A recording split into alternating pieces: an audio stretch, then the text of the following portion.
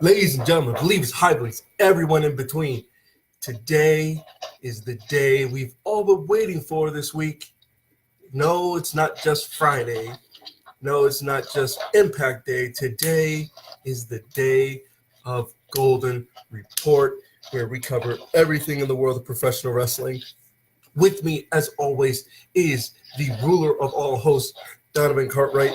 How you doing, Donovan? See, somebody gets it right. Okay. Watch. So how you doing, Donovan? I'm doing good. Awesome. And with me, we have a special guest today. I love having this man on the show. I've known this man for a better half of my 24 years on this earth. We go way back to middle school. I'm really happy to have him on the show. Ladies and gentlemen, we have what I like to call, he has many names. He goes by the other man of the hour. I'm not calling him the Boulder, no matter how much he wants me to. He is the Boulder. Put some respect on this man's name.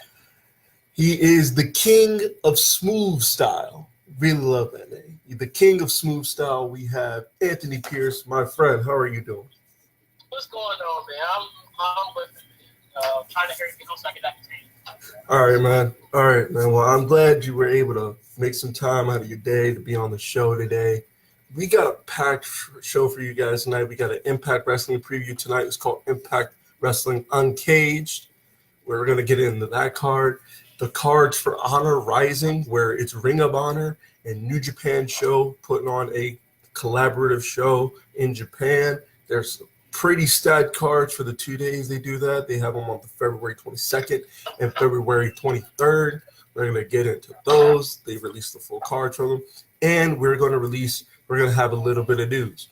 First piece of news is that... Yeah, you said news, not news, right? Yeah, I said news. I said news. Said news, just to be clear. So, and also eliminate, and we have to cover it because I did say everything in the world of professional wrestling.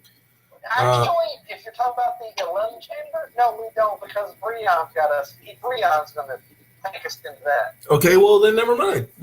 We won't have to cover that. But there is something else I want to cover. We'll cover it at the end too. But March 29th is Rise Legendary. It is a show that's going to be on the Fight app. If you have the Fight app, it is going to be a show with Rise Wrestling, which is an all women's wrestling promotion. I'm mentioning it because two of my favorites are on there, being Rosemary. She heads a faction there, and Mercedes Martinez, who's the current Phoenix of Rise champion. So they're going to be headlining that card, not together, but like in the top matches. Could you do me a favor and let me know whenever Mercedes Martinez competes? Because for the fantasy league, I have found nothing on any match she's had. Well, like I said, here I will dig. I will do some digging. I will find it for you. I will do some. Isn't she signed with WWE though? No. I'm not saying that. I'm not saying that out of denial. I'm saying it because if she was, I feel like it was like all those other people who've been in like the Mae Young Classics. You know what I mean? There are a bunch of people, because not everybody who's in the Mae Young Classic signs. Like Meiko Satomura, she was there, and where's she been since? Probably in Japan, right? See what I'm saying? Didn't she make a couple of appearances though in WWE? Meiko Satomura or Mercedes? Yeah. Or Mercedes? Mercedes did show up on NXT one time. That I remember. It was like a recent episode of NXT too, wasn't it? Yeah. You'd have to refer to Anthony's memory because Anthony. I don't get to watch every NXT. Anthony, didn't Mercedes Martinez show up on a recent episode of NXT? I think she did. It wasn't recent. It wasn't recent, but she did have a match with Nikki Cross. Yeah, it was like in December or November. I know that. I don't think it was that recent. I think it was right before Nikki Cross. It was right before we knew about Nikki Cross getting a record card. I want to say probably November. Yeah, that's what I said. Yeah, that sounds about right. Yeah, because I remember like it was like right around. Survivor Series time. I can find it. Hold on. Yeah, I do remember it though. I do remember she was at NXT one time, but I thought she had like made a live appearance too at WWE. Yeah, she lost the match, but it was a good match. Hold on. Yeah. I think that was when they were trying to sign her. I heard. She kind of did what Kota Ibushi did. You know, Kota went over in his match October 31st. Damn. Wow, that's pretty close. Because I knew it was recent. So, but if anything, it was like she was. But no, she's one of those people who she probably fared better. Well, I mean, I don't know. Because, they're going to make their own decisions. You can make speculation as to how they would fare in certain places. But there, I think she's good right there. I like her there. I like her. I'm just saying on the indie spirit because she's putting on great matches. Like the upcoming match she has is with Smiley Kylie Ray, and it's a no-rope submission match. Is she smile more than Smiley man? Or Smiley Smile? Apollo. Got Smiley. It's Apollo Smooth. Apollo Smooth. I mean Apollo Smiles. He is pretty smooth, so I can tell you that. Yes. No, I said Apollo Smooth.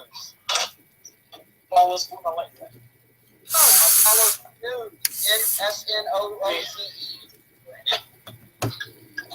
As in, every time he comes out there, I want to go to sleep. When has he even been out there?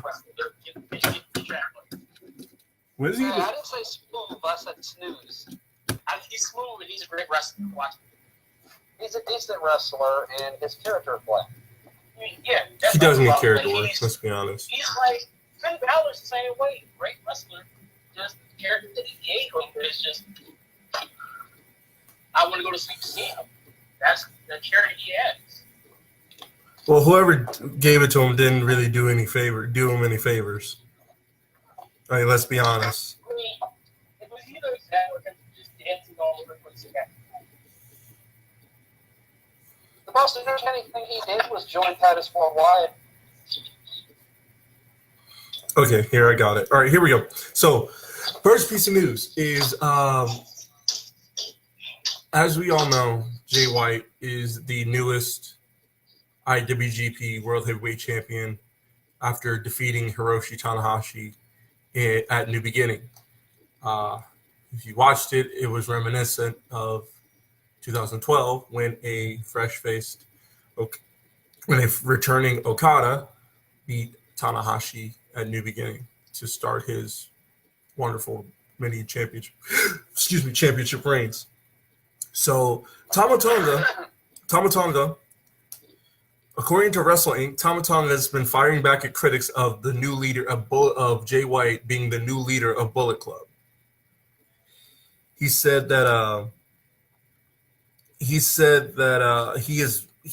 since then, he says it's the same as before, as they really weren't here much. Same as before, as they really weren't here much before. He said he's talking about how the fact that the Elite, Kenny, the Bucks, Cody, Hangman, all those guys, kind of, since they left, how things are. He's the same as before. He says they showed up pretty much not on an everyday basis. Unlike me, my brother, my father, we're on tour every month, and they come in sporadically. Guys leave, and we just fill the spot and move forward. He says on his thoughts on AEW, he revealed by saying, he says, we kind of knew ever since All In. We just kind of had an idea. He says, we knew their contracts were up and the Bucks were business guys. Cody's a smart guy and they like things on their own terms. And when asked if he would be making the jump to AEW, he said no. He's locked in here for New Japan for a very long time. He said he sees that's the two common denominators in all areas of Bullet Club, and that's himself and Fale. They call us the heart and soul of Bullet Club. We keep it pumping. They bring in guys, and the club needs to unselfishly step aside and make this whole thing work. So, in my opinion, I really think he said Tonga did make a parallel to Okada become the youngest G1 Climax. He made the comparison between Okada and Jay White. He says the same people said Okada was way too young. And then he said you put somebody in a position and you get them ready for it. They grow to that responsibility. That's how New Japan is. So he asked if does he think White will excel as a leader, as long as he blocks out the outside noise and is just himself. He says, "Do you?" He says, "Don't worry about anybody else's opinion." That's what he told. That's what Tama told Jay White. So that's good. That's good. So what do you guys think about that? You want me to go first or Adonis? Anthony, what do you think? All right, so I've seen a lot of negative comments toward Jay White. Me personally, it took me a while to really warm up to Jay. Because at first I was like, okay, who is this Baron Corbin wannabe? That's my initial response. And anybody that knows me knows that I am a Baron Corbin fan. So seeing now, it's like, okay, they got this guy that looks just like Baron Corbin. But then I think it was Strong Style Evolved. What do you in what way in reference to? When he got that really like nuclear heat, especially from JR and Barnett. Oh, Jay White. Yeah, that was yeah. No, that was Fighting Spirit Unleashed. No, yeah, it was Fighting Spirit Unleashed. You mean when he hit the announce table and knocked JR over, and Barnett got in the ring with him, almost got in the ring with him? Yeah, that was Fighting Spirit Unleashed. I remember that. Oh, speaking of which, I got news about Barnett in a second. So keep going. But that moment there, and seeing how he healed his way through that, and from that point, I knew that Kenny Omega wasn't going to stay in Japan for that much longer. We knew well before AEW came into conversations. We knew that it was only a matter of time for Kenny Omega and the Bucks will come back to America and do something. At that time, we thought it was WWE. Now we know it's AEW, which is cool. I'm excited for it. But you take away that, you need other people that are not Japanese in that company that can really take reins. So right now you have Jay White, who's Australian, I believe. Juice Robinson, who's from Chicago. Outside of Austrian. He is Austrian. I believe him and Tony Storm are both Austrian. Okay. Wait, who? Who and Tony Storm? Jay White. Jay White is Kiwi. He's from New Zealand. Okay. Yeah, in fact, fun fact. So a while ago, like during the New Japan tour, there was a match between Tanahashi and Okada versus Fale and Jay White. Jay White and Fale became the first two New Zealanders to headline a New Japan show ever. Jay White and Bad Luck Fale became. I thought he was Sonny. No, Bad Luck Fale is from New Zealand. He's a former New Zealand rugby player. Yeah. Okay. So Fale and Jay White became the first New Zealanders to headline a New Japan show in New Japan history. Ah, that's dope. I know. But my opinion on this, Isaac, go ahead. Is my opinion is the only problem that I have with Jay White, and it's not Jay White, it's just because I remember last year at Wrestle Kingdom, he came in and wrestled Tanahashi and injured Tanahashi and lost. And I know they really there was no story to that because they did fight. And his big thing has been constantly sticking it to Okada, and because of the result we got for Okada, where he was doing it with the red hair balloons. Well, that was Yeah, that was the result of Jay White, sticking it to him over and over. Yeah, it didn't help the broken thing. It made it worse. But the thing is that when you think about the way New Japan builds things, they usually book, like Gedo is so good about booking 2 years and 2 years of story. Uh-huh. It feels like Jay White was a little bit more rushy. I get he beat Okada, and we know that Naito is gonna get it. It's just a matter of when. Yeah. You mean you're talking about as far as world titles? As the heavyweight title? Oh yeah. Naito's gonna get it again. We thought last year he was gonna take it from Okada. Yeah. He wasn't gonna get it this year. We knew that. But I feel like he was going to get it in 2 years. I thought and I kind of felt like it was going to be Tanahashi Naito. Well, mind But you and I have both said Tanahashi's not going to hold that belt all Yeah. the way till Wrestle Kingdom, which is probably when Naito will get it. Yeah. If Naito doesn't get it sooner. Yeah. And it seems like the way that Naito's been going, the story with him is he's probably going to get his opportunity before Wrestle Kingdom. Like, this is what I'm saying. So I'm thinking.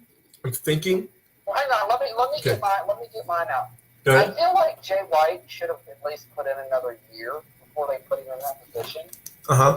Which a diehard New Japan fan, me being one, there's a lot of guys that really could have taken that mantle. I know you're going to say the division. No, I'm actually not. And I I actually mean wasn't. no disrespect to anybody. I mean, you had Finlay Jr., David Boy Smith Jr., but somebody a junior that I think should have got it, Zack Sabre. I mean, he is the Rev Pro heavyweight champion and the tag team champion with Minoru Suzuki. But they've Yeah, the been Rev Pro. building him almost to Still. the cusp of being the main eventer. Still. And I feel like this should have been more of Zack Sabre's position. But again, he is wrestling over in Britain right now, and we know that Tanahashi wanted because Kenny Omega was leaving. So basically, we need to transition this Tanahashi, the old regime, will book the main events and all of the Wrestle Kingdom cards. So everything after that was completely the new regime. So I feel like that, they kind of elevated Jay White into that position because the new people feels that he's the good choice. But I feel like, you have a bunch of guys who have put the time in, who deserve it. And I would say Juice Robinson would be one to consider, even though they haven't really put him on that pedestal yet. Uh-huh. But, Zack Sabre is at the top of the list of people that can do it.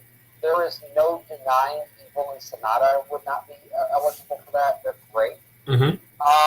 But there's just a bunch of other guys that should have got it before him. Because they've paid their dues, put their time in, and been built. Zack Sabre's got 2+ years where we all know he's in one. Last year he won the New Japan Cup, and we all believed he could win it. We did. Oh, We did. We watched that. I watched that Soccer Genesis match on edge, like thinking, this dude's gonna do it. This dude's gonna beat him, and he didn't do it. And I was like, man, I was one of them too. I was like, yeah, this is bad to happen. like, for real. Like, I was locked in. I didn't think they were going to pull it off of Okada. Because Not at the time. Okada was putting everybody over his face. Because Okada's that guy there that he's kind of like that one rare guy that can put on a 5-star match with anybody, like Kenny Omega. Or the Bucks. He's that one homegrown guy that can put on 5-star match. He put on a 5-star match with Cody. Even though, and I said this, Sonata and Okada had a 4.5-star match to me. Because, Sonata doesn't have the repertoire of variable wrestling. He's a certain type of wrestler versus Okada being a multifaceted wrestler.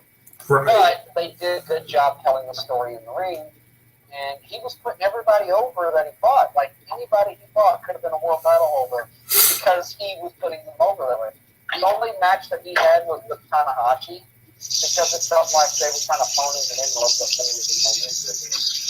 No, that makes sense. I remember that match. That makes sense. Yeah, and even Isaac said that it wasn't as good as some of the past matches. Yeah, my But favorite. also, Tanahashi was still recuperating or still nursing that injury. You're talking about the knee injury he suffered like 4 months before.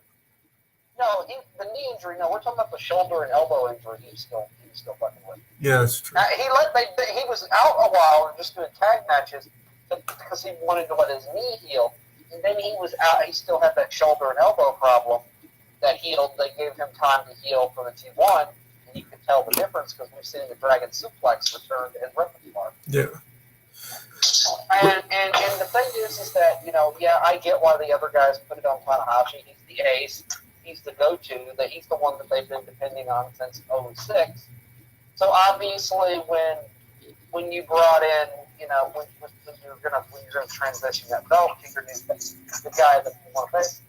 Jay White is a guy that I feel like can do it, but Zack Sabre is definitely a guy because even though he wrestles over in Britain, Zack Sabre is a guy that I can see taking it. Juice Robinson could be if they build him up to it, but again, he's not ready for it.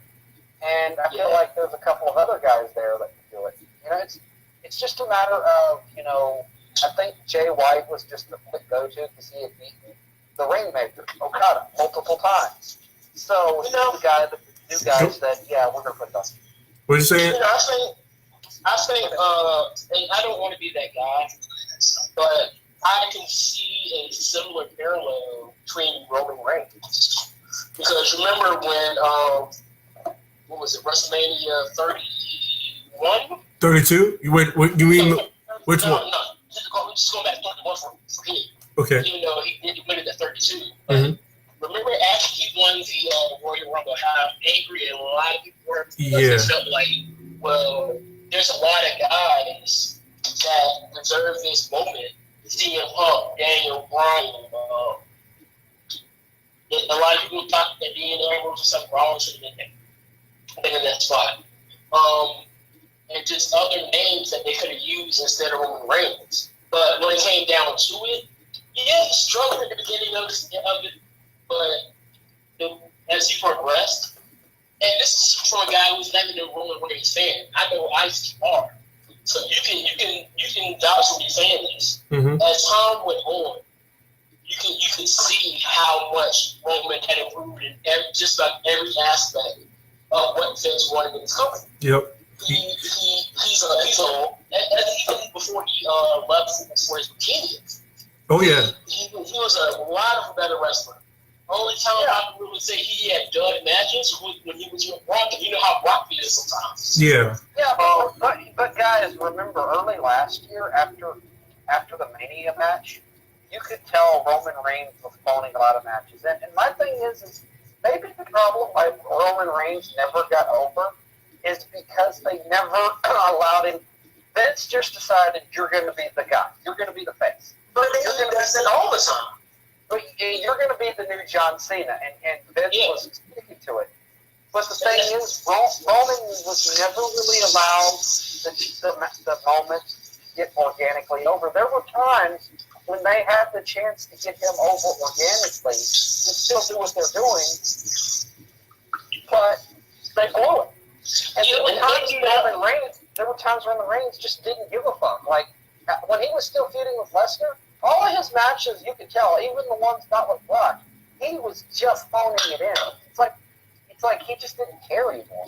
But I think that's with a lot of guys, because even Dean Ambrose, he even said in his interview with Stone Cold, he was like, I brought all these ideas to Brock, and he was like, nah. And it kind of was like, well, if you're not going to care, why should I?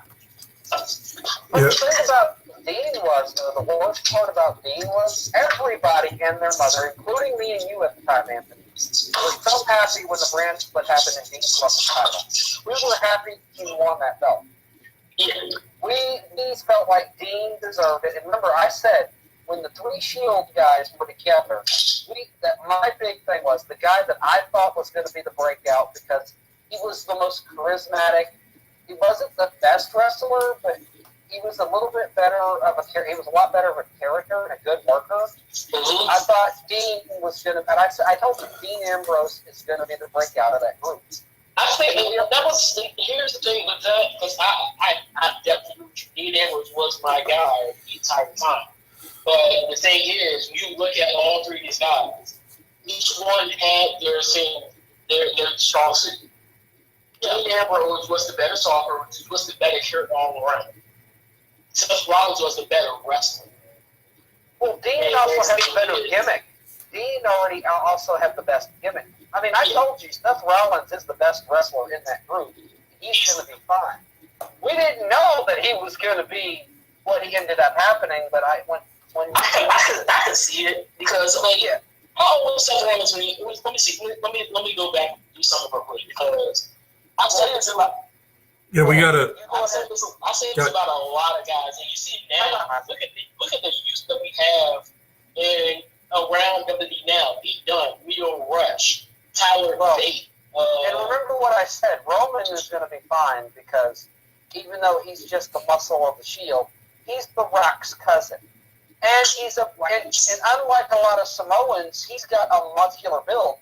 He's going to be fine in WWE. That's that hard just by the fact that he is a Samoan with a muscular build. Because his brother, he was there, but Rosie never had much to be. Rosie was built like a Samoan.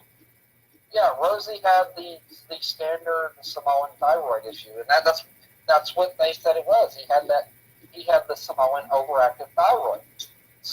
And luckily for Roman, he didn't have that. And right, he has more like the Rock. Go ahead. All right, so he's 32 now. So how long ago was? We're going to say 28. We're going to say 28. That was back in what, 15? 12. Well, they debuted. Well, they, prime. When they actually no, that before the prime. When they actually debuted, he was 12. It was 2012. So that was 7 years ago. So that was so he was 25 before his prime. Yeah. And he was already one of the. No, it was 2013 because he won the NXT title. He was the inaugural NXT champion. I want to say that was 2013. Hold on. 20 was it 20? No, it was 2013 or 2012. Because hold on, I'm sitting here looking on Wikipedia now. Wrestling career. Because they were in FCW for a while. You're right. It was 2012. My fault. No, hold on.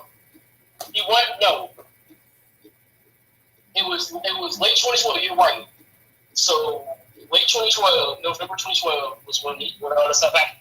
So while he was doing that, I think he had just lost the NXT title to Big E when they got ready to bring the Shield in. But you also remember what I said though when we were talking. I know who Dean Ambrose was before WWE, and I knew he had the most experience of all three of them. Roman was green. He came in. He was a WWE guy. Dean Ambrose was John Moxley, and he was teamed up with Sam. It was the Hacker and Moxley in CZW, and I knew he has the most experience. And I said Seth is the best wrestler of the group, even going back to because in NXT he wrestled just as good as he did as Tyler Black. I also knew he was the character worker, but I said Dean is better. Dean's the more experienced. Dean knows how to work the system better than any of them because he's had to give up that deathmatch style. I don't mean hardcore style. I mean extreme style. And still, he's been good. He's been consistently good, even in the WWE. I thought he was going to do the breakout. He's the most experienced. He's the most adaptable because he adapted from what he did in CZW to NXT and then to WWE main. And then he also was the most charismatic. And we finally got that moment when he won the title at the. When he cashed in Money in the Bank, we finally got that moment, and we got him on SmackDown, and we all thought it was great. But then it wasn't creative, because creatively he was given a pretty good role to go with, and I'm pretty sure he had a little bit of freedom because sometimes you could tell he was a little bit more sharp on the promos than he was other times. So I kept thinking he got a little bit of creative freedom, but after all the initial run, it was just kind of bland. And I feel like that's, when you have a guy like Dean, who's as charismatic as he is, as adaptable as he is, as good as he is, and your title reign with him is bland, creatively, y'all should have did something different. One thing they should have did is drop the lunatic fringe or whatever, and just let him do a technical, unpredictable wrestler. And the thing is, he is his character is like a lunatic, but they just the climate of what they were trying to go with. He was not you can't be the John Moxley that people knew from his CZW days when he had the company that he worked for, because it's just PG in the PG era and the way that people are so offended nowadays. There's a lot of things that they can't do because let's be real. WWE's a publicly traded company, and if anything gets to the offended thing, all they have to do is bring it up to sponsors and stockholders. We saw that with Jinder when he said Shinsuke, you all look the same. Yeah, that was terrible. I mean, it was terrible, right? But at the same time, we've seen people say words. Jerry Lawler has said worse things. He has. Triple H pretty much said to Booker T that you're never going to be champion. Pretty much because you're black. He didn't say because you're black, but you pretty much knew that what he was saying was. He was hinting at it. Well, remember what a lot of people said about that too. A lot of people weren't doing that. They were over there because I remember when back in the day I was talking to a lot of my friends back then, and they were like, "Well, you heard how Triple H basically made a racial comment." I'm like, "No, what I heard was Triple H saying, just like every other WCW guy, I'm going to bury you and hold the title for another fucking year." I mean, it was both in the same. Yeah, and that's what it was. That's literally what Triple H buried everybody. It was terrible. That comment was terrible. And the thing, you look, just like 3 years before that, Triple H was in another terrible angle. Remember Katie Vick? Oh, God. Triple H, Triple H even said he hated the angle when it was pitched. He thought it was stupid. But, Vince wanted to continue the angle. And he went with it. He tried to sell it. He did it. It's Triple H. He could sell ice to an Eskimo. He could sell anything, especially back in those days where he was very, very, very good at some of those kind of screwed up comedical bits. Yeah, because he made it into a comedy bit. He was laughing and just making little puns the whole time. He made it a comedy bit. That's what he excelled at. When he did the cerebral assassin and he started being a more serious character, I couldn't help but laugh my ass off at how, like, Evolution, a lot of times when they tried to interfere, I literally felt like it was a Three Stooges bit. That's literally how I felt. It was funny. He is, even when he's a heel, I mean, that's why Triple H is the reason I became a heel fan. Because he was just so, even when he was supposed to be a serious, dominant guy who was a cowardly heel, I still felt like he was comedy. And believe me, I remember back then all them damn Mark fans that were like, heels are bad, faces are good. I'm like, I had a friend who told me, Ric Flair is a dirty wrestler. He's a bad wrestler because he's a dirty wrestler. I'm like, no, that's what makes him great. And then he's like, Triple H sucks. I said, no, I'm tired of Triple H's reign of terror, but I love the stuff he does. A lot of times, I was expecting him to literally drop the sledgehammer, fall on it, the damn thing bounces and clocks the referee or his opponent in the face, and he fucking ends up like pinning them. The referee comes in, he slips over the sledgehammer, lands off the opponent, and the referee just comes around. And I was expecting just some chaotic shit. That's literally.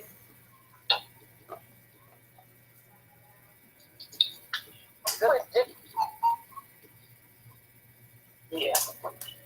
Well, back to the point, like when we're talking about the Shield, I don't see Jay White like a Roman Reigns. I feel like Jay White was their obvious answer because, again, they want somebody who's there. David Finlay, Davey Boy Smith Jr., and Zack Sabre are also doing other things. And I've said this, Isaac, and I'm going to say it again, Kota Ibushi is definitely, to me, this is going to be his year. He's going to get it. Yeah, so. Especially now with the game. Isn't it like a full-time Japan guy now? He said that, and I had to look it up because he could have just been referring to Johnny Kenny. No, Isaac, I want you to know, I can confirm, Kota Ibushi signed a one-year deal with New Japan.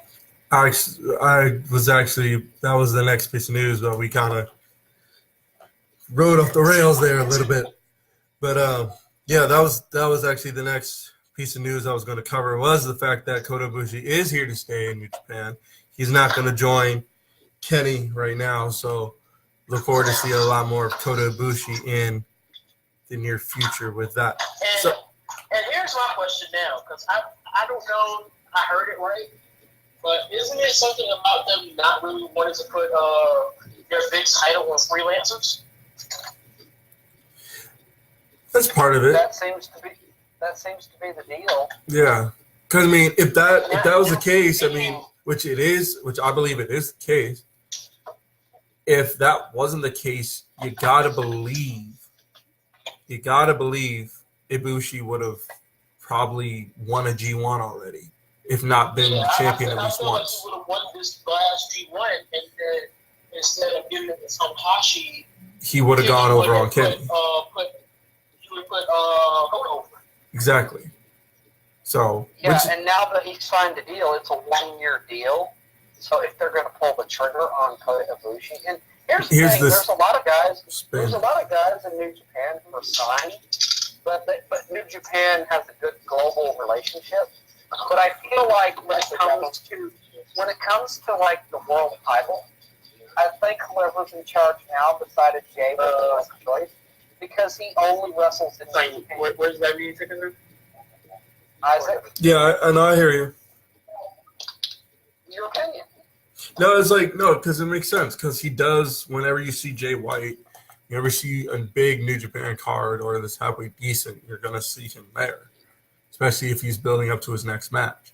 So Yeah, and I feel like that's like I said. Zack Sabre. I feel like he would have been the choice, but right now he's wrestling in Europe. plus he's the Rev Pro champion. So Yeah, but that's not really the problem. The problem is that they needed a champion now, and he's over there. He's doing his stint over there, and that's why they went with the choice of Jay White. I Right. feel like if Zack Sabre right now would have been in New Japan, and they would have given him that position, he would have taken that belt. no, I believe it. I believe it. Here's a So, so here's the next piece of news. So, for those of you who remembers last year's, the big thing that went down a couple of years ago was either last year or 17. Matt Riddle, when he was running the indie scene, did this thing called Bloodsport. You remember Bloodsport if you've ever seen the movie Bloodsport. Essentially, no ropes, you win by KO or submission. Otherwise, there's no rules. The last time they had Bloodsport, it was Minoru Suzuki versus Matt Riddle. It was originally supposed to be Low Ki versus Matt Riddle, but Low Ki being Low Ki said he wasn't going to do it. So Minoru Suzuki came in there, replaced Low Ki, took on Matt Riddle in Bloodsport. Great match. Wasn't long, but still a great match.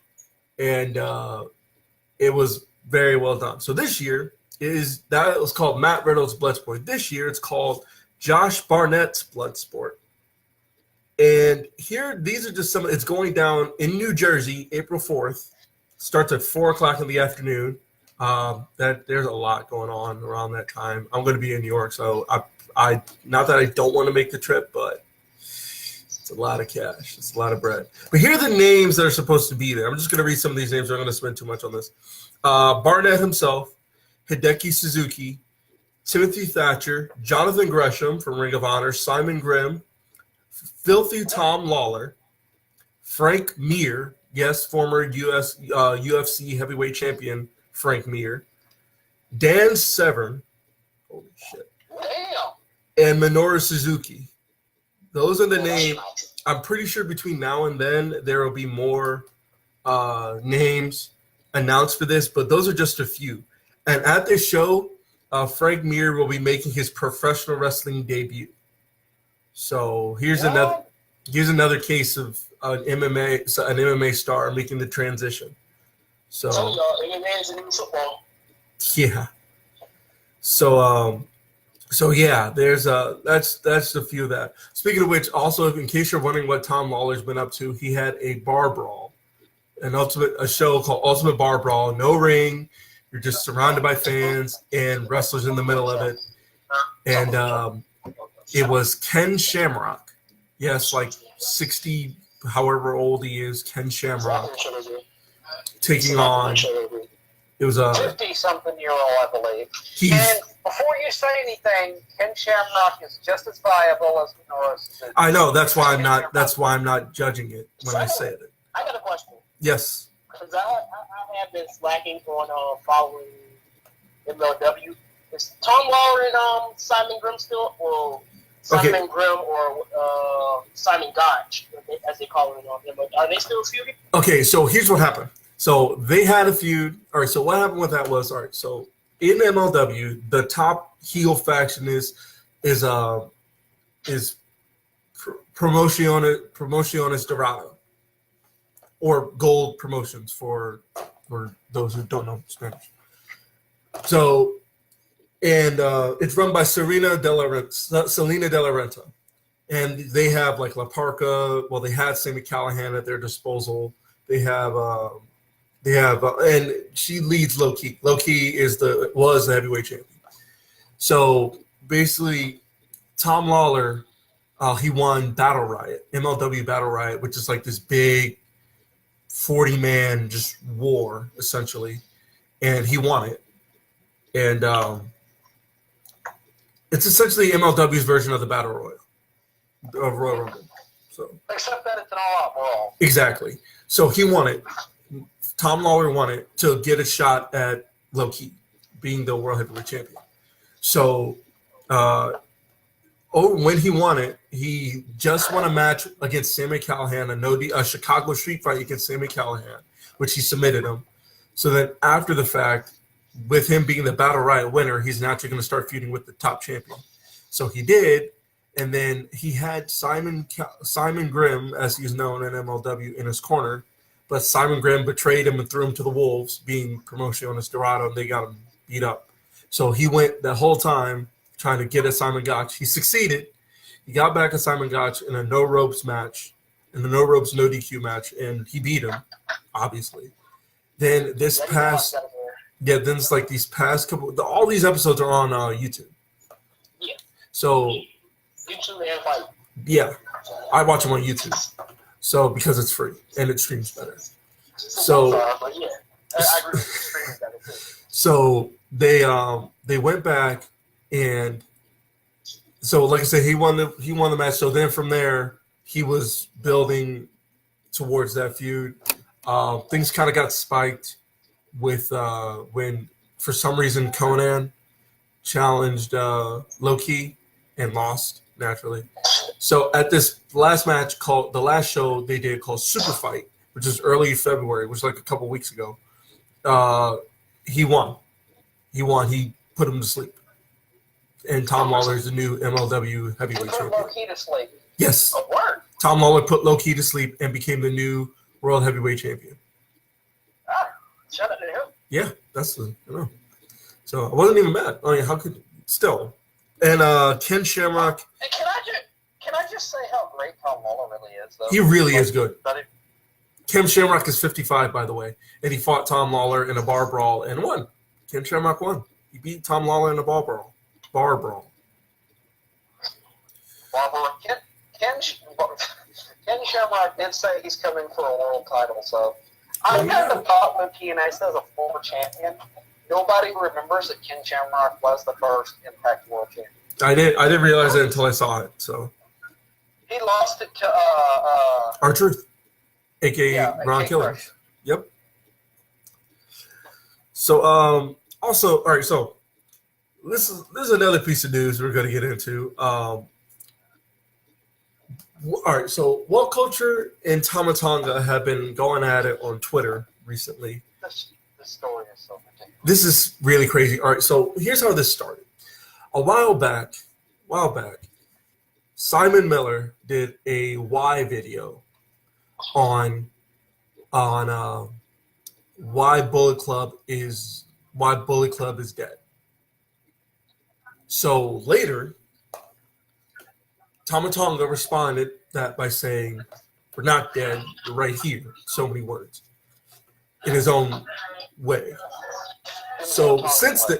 the and it's in the Tama Tonga way. So he came back. Yeah, because the Tonga way would be kicking his ass. Yeah. So in the legal way, he came back. Because he is a good guy. Come on now. Keep it up. Yeah, about that. No, he's the baddest boy. He's No. the baddest guy now. No, he's the good. Hang on, he's the good bad guy. Hey, look, man. Nobody's first. We all get it. Yeah. I identify with someone. Yeah.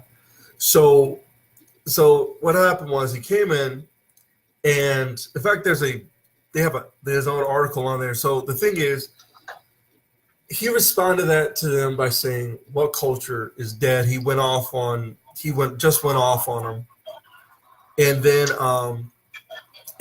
Excuse me.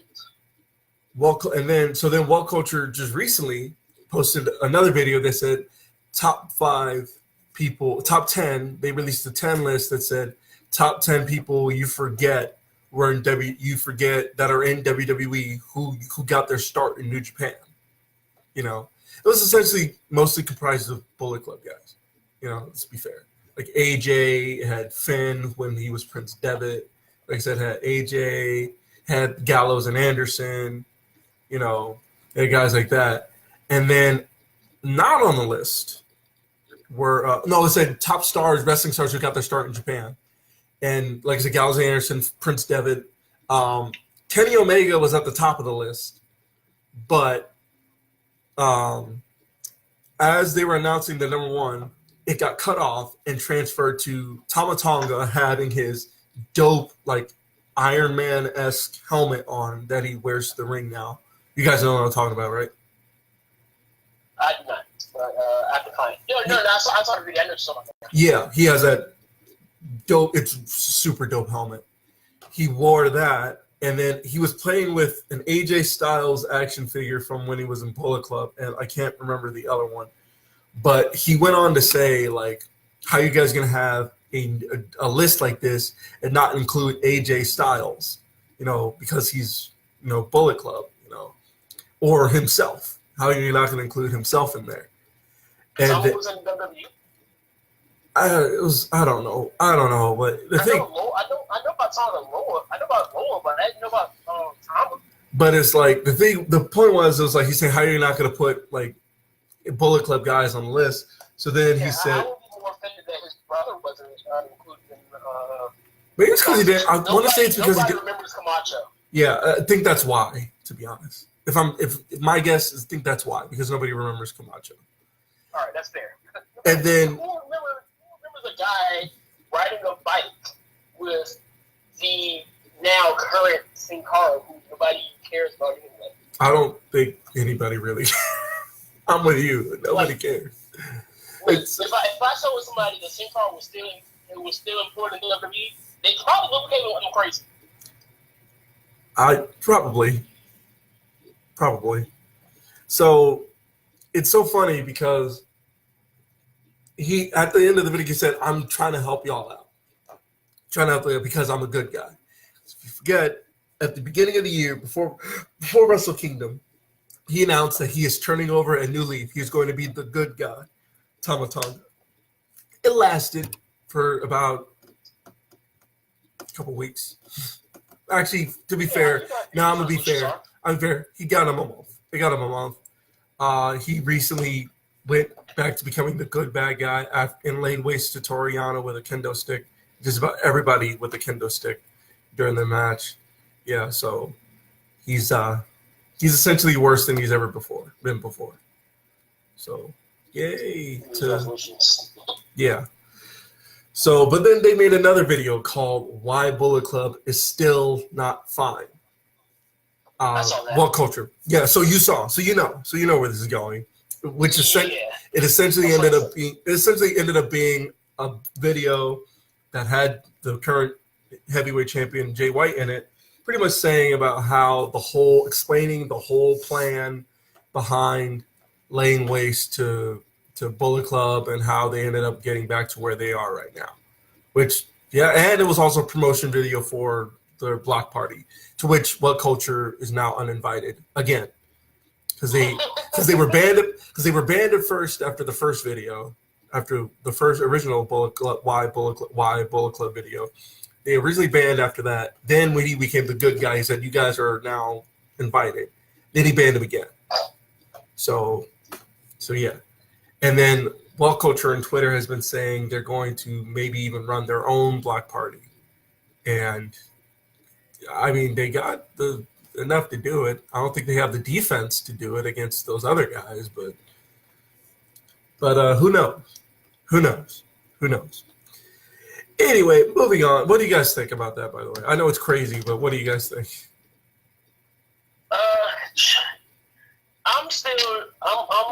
I'm going to actually go on a limb and say this is more than likely work. Yeah. But it's a fun work. Some works can be fun. Oh, yeah, it's fun. This is definitely fun. And I mean, we all know Tama he's Tama. Yeah. Let's give it a being. He's Tama. Yeah. And the whole turnover league thing, a new league, new year, new me. That's all that was. Him pretty much making fun of those people who like to go to the new year and say, "Oh, it's New Year's, a new me, about to turn of my life, about to be at the gym." February comes around, and where are you at? Eating the old pizza. I know, I was one of them. Now, here I am trying. That's why I started before the new year, because I knew if I started January 1st, I was probably going to fall by the wayside. Yeah. So now I'm really doing more to invest myself into trying to be healthier.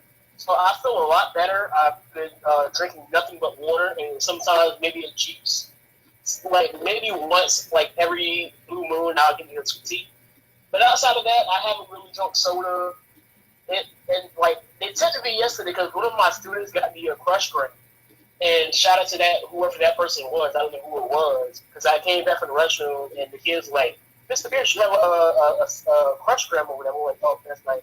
I don't drink sodas though, so who wants to take it from me? So that's all that was. And pretty much being a troll and mocking the new me crew. Yeah, but it worked because people fell for it. I'm not gonna lie. I knew it was gonna fail, but I'm like, man, let me just see how long this lasts. So I don't believe anybody that comes out with the New Year, New Me thing. It was like New Year, New Me. You said that 25 times already, and you're only 13. Anyway, moving on. So not ignore it, but next piece to do. I get what you're saying, buddy. I do. So here's the next thing. This is going to be good. These next two things I'm about to say, this is the Honor Rising Japan 2019 in Korakuen Hall. It's a combined Ring of Honor, New Japan show they do every year around this time. And it's stacked. I think it's stacked. I don't know about everybody else, but I think it's stacked. Because when you get Ring of Honor on its own, it's pretty dope, if you really think about it. And then New Japan itself is pretty dope. So what happens when you combine the two? Well, not only do you get sellouts in Madison Square Garden in under 30 minutes, you get this. And this, I believe, these two shows could be some of the best shows of the year so far. And the best part is, we're only in February. We're not even at, like, WrestleMania or Dominion, because we know how good those things are. And so let's go to... But this is going to be flat out a great year. I know, yes, last year was really good for wrestling, but this year... Yeah. You know how I know it's going to be a good year? You know how I know it's going to be a good year? Because, or a very interesting year? Because one thing I know, this year is probably going to have filled with a lot of moments, if not already, with Jim Cornette pulling what's left of his hair out from all the stuff indie people, guys on the indies are doing. Because because one thing's for sure, if he hated indie wrestling before, he's gonna hate this. Coming up in March, or it's either late February, early March.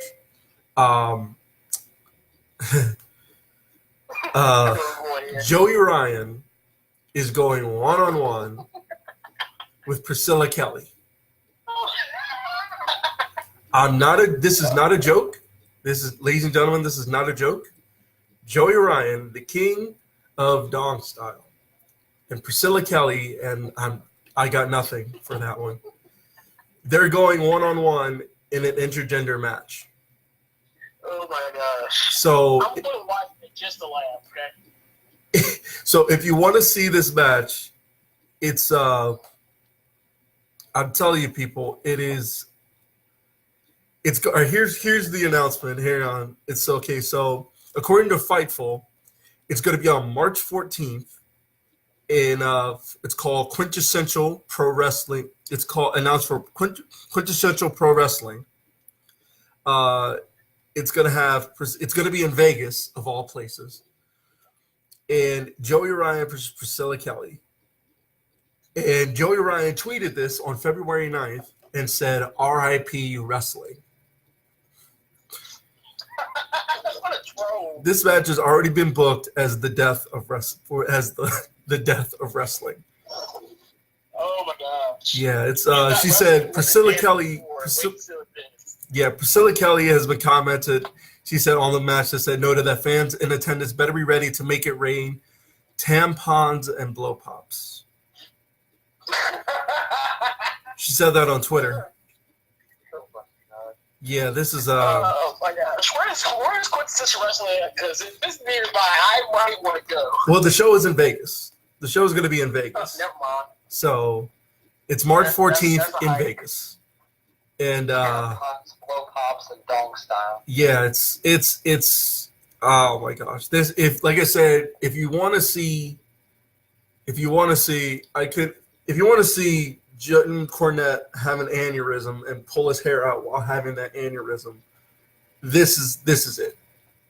If you wanted to hear him, or if you at least want to see the Twitter, say again. Whoever is there, I need you to take videos of every single thing that happened. And I will personally post them to my Twitter and tag Jim Cornette. You're I don't care. I will tag Jim Cornette. This is insane. I need this in my life. Like, look, I'm not a fan of either one of these two people, and I understand why people are so angry about it. But at the same time, I say it all the time. Like, here's the thing. Somebody likes it. Exactly, because here's the thing. Here's another thing that happened with Joey Ryan before we go any further. Who remembers Avengers Infinity War? I remember it. Okay, Yeah. I know I tagged this match in the group before, but for those that don't know, in a match, Joey Ryan, we all know the power Joey Ryan has. Put it that way. I'm just going to leave you. So somebody tried to test this power with the Infinity Gauntlet, and it caused a shockwave that probably shocked somebody's brainwaves to say, you know what?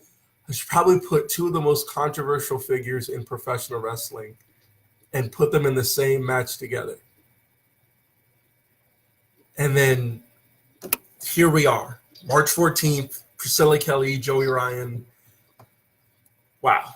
I'm pretty sure this is the equivalent of the snap, of the Thanos snap in Infinity War. No, Jim Cornette will disappear into thin air when this match happens. Yeah. So anyway, let's get into this card. So on the 22nd, it's two dates, February 22nd, February 23rd. First match is Ren Narita taking on the villain, Marty Scurll. Shota Umino is going one-on-one with, I'm sorry for laughing, with Zack Sabre Jr. Poor kid. I feel so bad. For Ren Narita? No, for both of them.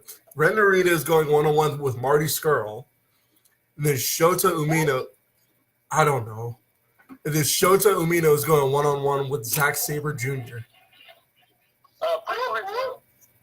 Say what? Pray that this man has both arms still attached at the end of that bet. Yes, seriously.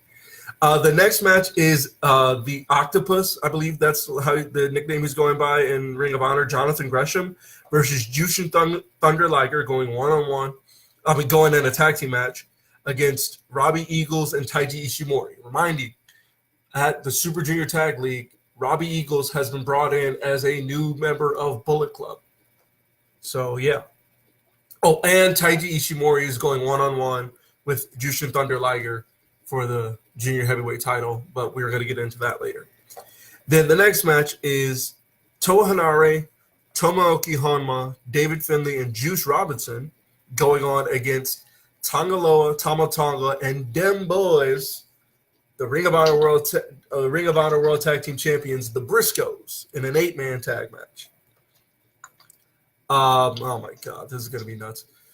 Then in a never openweight 6-man tag championship match, you got Ryusuke Taguchi, Toru Yano, and Togi Makabe in their first defense against, get ready for this, everybody, Cheeseburger. That is so interesting. Cheeseburger. Delirious. Cheeseburger. Cheeseburger. The challenging team is Cheeseburger, Delirious, and Colt Cabana.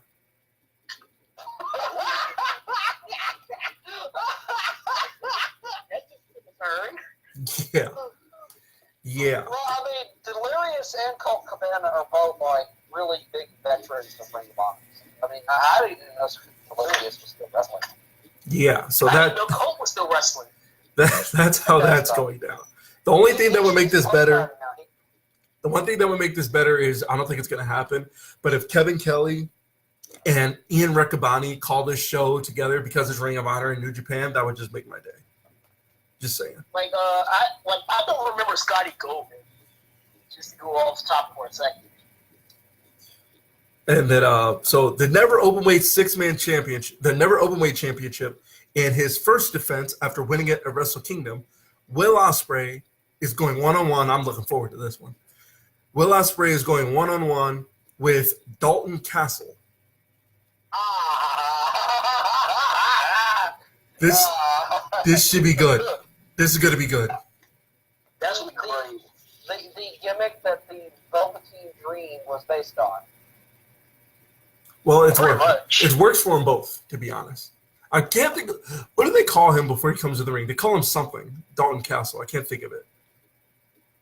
I don't remember because I haven't seen a lot of the intros. I watched the matches and like that out the intro. Oh. Well, I do know his finisher is called, the Bangarang, and I love that. I love the finisher. It's a great looking finisher too. Yeah. So the next match is the Ring of Honor World Television Championship. Jeff Cobb is defending against Hiroki Goto.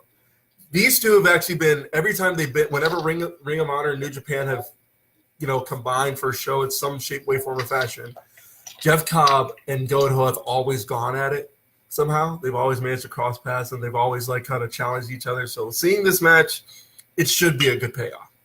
It really should be. And then in the main event of night one, in a special 6-man tag match, it's the Kingdom.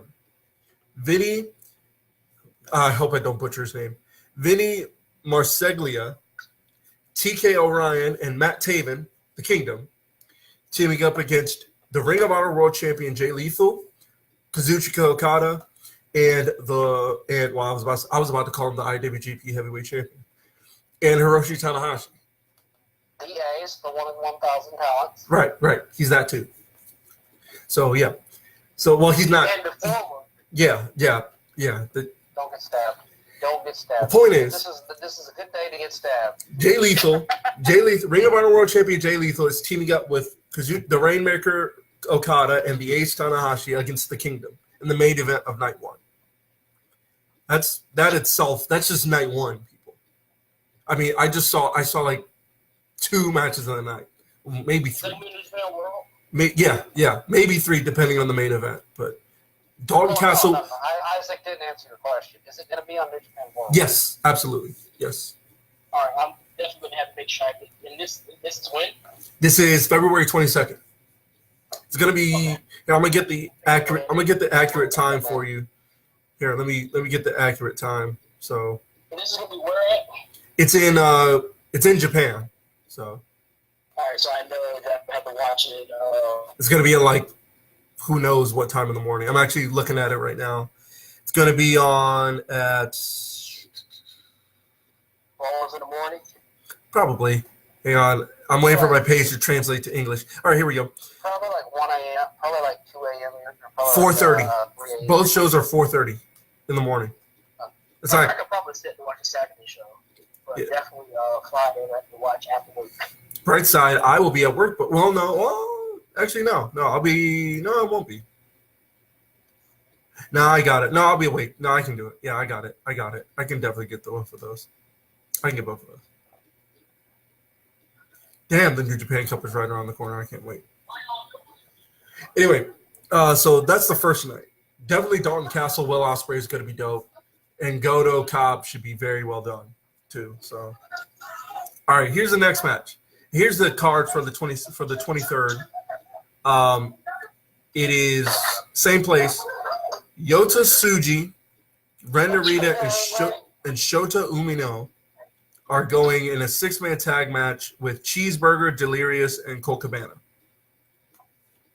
So, yeah. Anthony. Here goes Cole again.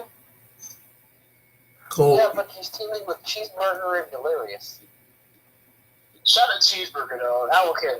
Cheeseburger needs to come to WWE. No, I'm joking. I'm lying when I said he does not need to come to WWE. Like, I shudder to think what Vince would think of him. I shudder to think. Who is this skinny black guy that's on my company? He's probably gonna be like the dude Booty's work. Oh, Oh gosh, don't get started. They need a black booty's work. I'm joking. But Vince would do that. Like he would be like the delivery boy for the New Day. That's literally probably what Vince would do. Like he's a black guy. He's Cheeseburger. They do pancakes. He'd be the pancake delivery boy. Yeah. Cheeseburger's a pancake. Oh, waffle.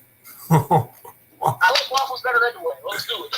Oh my gosh, y'all are insane. I don't know what y'all are missing with Toaster strudel, pancakes. yeah. I call it toaster strudel. But Vince, he delivers pancakes and waffles. Toaster strudel. Okay, fine. I'll settle with you in the middle. We'll call you Pop Tart. I can see that big of thing. I remember when NXT getting Pop-Tart chains.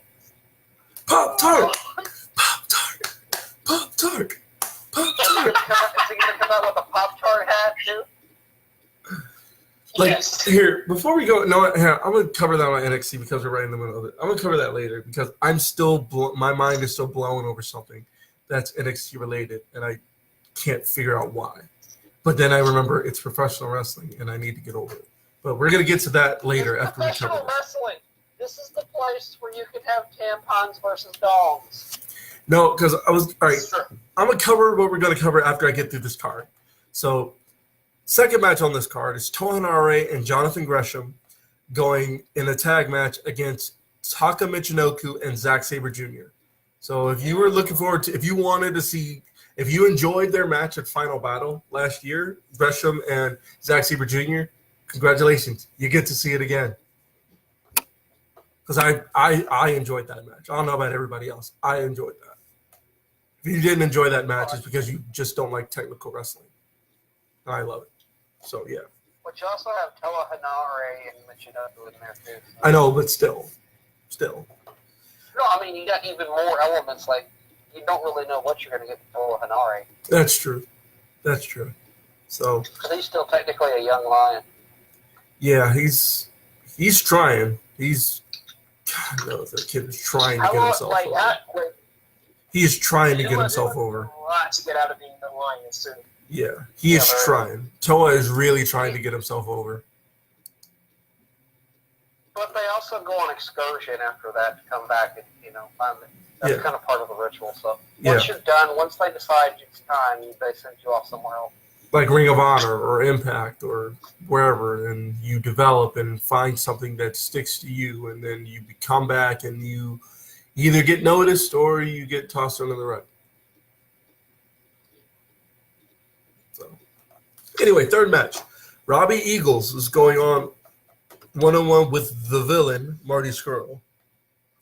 Should be good. Fourth match. Will Ospreay and Hiroki Goto in a tag team match against Dalton Castle and Jeff Cobb. Huh. Little Ring of Honor versus New Japan action there. Nice.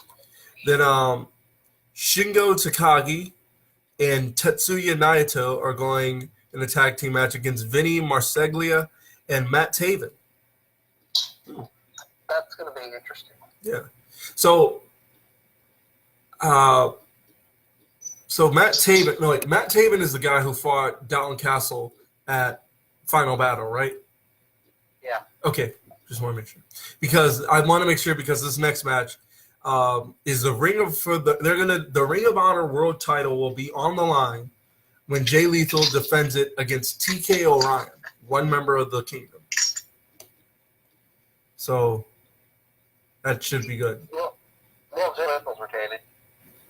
Yeah, I'm pretty sure he's retaining because I say that because Matt Taven is Jay Lethal's fighting Matt Taven at the anniversary show in March. Yeah. So go ahead. Not Leo. What's his name? Jay Lethal related. Has what's her name? Is she still like trying to go after him? What's her name? I can't even think her name. Taylor. She's still trying to go after I don't know. I haven't heard anything about it. I've been all over Twitter. No, she finally stopped Twitter hating and realized she wasn't getting any attention and just fucking moved on.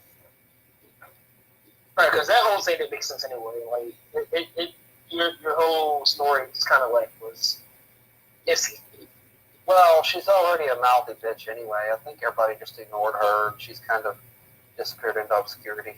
Yeah. It was kind of awkward that you come out with this like right when the Hard Championship. Yeah. Well, she probably tried to like go out with him and he declined. Yeah. Speaking of Jay Lethal, he is also now the official leader of Combined Days. When I say he's held not in his current reign, but in all of his reigns as Ring of Honor World Champion, he has the most combined days as champion. So congratulations to Jay Lethal has always been one of my favorites, even when he was the Black Chief. It was always something about Jay. That was so much fun. Like seeing that, not just seeing that, but seeing that come back at All In reminded me of why I've always liked Jay Lethal, even though I remember watching him in Impact in TNA, but I will watch him and it was like, man, I like this guy.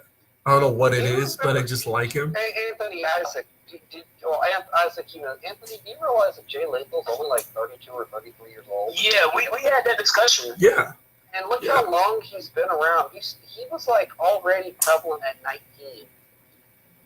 He was amazing. And didn't he train AJ? He helped, didn't he? Well, I know he had AJ Gate, but didn't he do a lot of helping her too? What I hear. So that's still pretty great. He's already a veteran of the business at 32 years old. Well, I'm 33. He's been around freaking long. He's got so many years left. Because I originally thought he was like in his 40s. When we saw that, I just sat there like, okay, that's dope. Oh, by the way, August 31st. That's because he's like some of the 40-year-olds in status.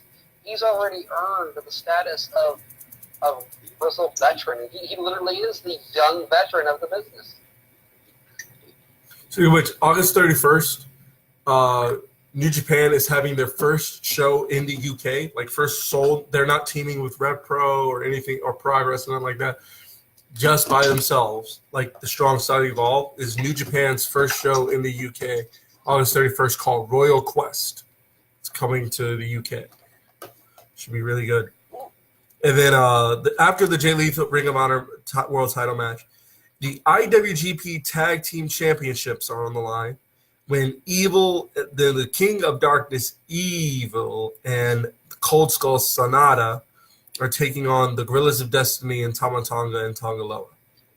So That'd be great. yeah, if anything, the God is getting their rematch from Wrestle Kingdom. So also, it's not on this card, but pretty soon, not Jay Lethal, Roppongi 3K made their returns to New Japan to challenge Shingo and Bushi for the junior tag titles. They made their return at the last New Japan show. So then in the main event, David Finlay and Juice Robinson, two members of Lifeblood in Ring of Honor, are taking on the Briscoes, them boys, the Briscoes, for the Ring of Honor World title, for the Ring of Honor World Tag Team Championships. Yeah, so that's the main event. Are you telling me? Oh, come on, man! I think that Sonata and Evil versus. Yeah, you would think that, right? Well, you would think that unless they're gonna do something weird with it, you know what I mean? Well, I think it leaves that chance for the. Actually, you know what I would have rather have seen than that match? What? Like, they should have put that on those two matches on day one. The winners of the tag matches, be the main event of day two. Tag team champions versus tag team champions, day two. You know, it makes sense, but I mean, And think about what we could have got: Sonata and Evil versus the Briscoes. oh, I'm like, oh yeah. Can you not do that ever again, Isaac? my bad. Now that I think about it, that is a He had a fangasm. You can't hold that is a out. good match. It would be a good match. By the way, to answer your earlier question, Shibata ends the only singles match I could find of Shibata and Minoru Suzuki was in the New Japan Cup of 2017 when Shibata won the whole cup. So I feel like there should have been a match to do that. So anyway, last week there was a match that made me feel in a way I hadn't felt since watching. I hadn't felt this way since watching Final Battle. Actually, yeah, Final Battle. Yeah, I hadn't felt this way since watching a match at Final Battle. LAX, Santana and Ortiz defended their titles against the Lucha Brothers. They lost. Sadly. The Lucha Brothers, Phoenix and Pentagon are the new Impact World Tag Team Champions. But ladies and gentlemen, when I tell you, that match had me on the edge of my seat, and it is on my list of matches of the year, along with Pete Dunne versus Joe Coffey at TakeOver Blackpool. Oh my gosh! Don't get me started on that. Oh my gosh! Yeah. Other than that match, and those are like the only two right now. You can die now. Because on my list is that and Well, hang on. also Tanahashi Omega Wrestle Kingdom. Hang on. Before we get to lists, we're gonna get to lists at the end of the show. I'm saying right now, put it on the mark the date. LAX Lucha Brothers World Tag Team Titles, February 8th, 2019, Impact Wrestling Show in Mexico. Bruh, this match was wonderful. The spots, just the chemistry in there. It was beautiful. Wonderful And you know match. what? Despite what WWE tells you, it was a tag wrestling match. Exactly. A tag match. A tag team match main evented and stole the freaking show. Tag Guess team what? wrestling is great everywhere except for SmackDown. This tag team match didn't have the names like the Bucks on Yes. the card.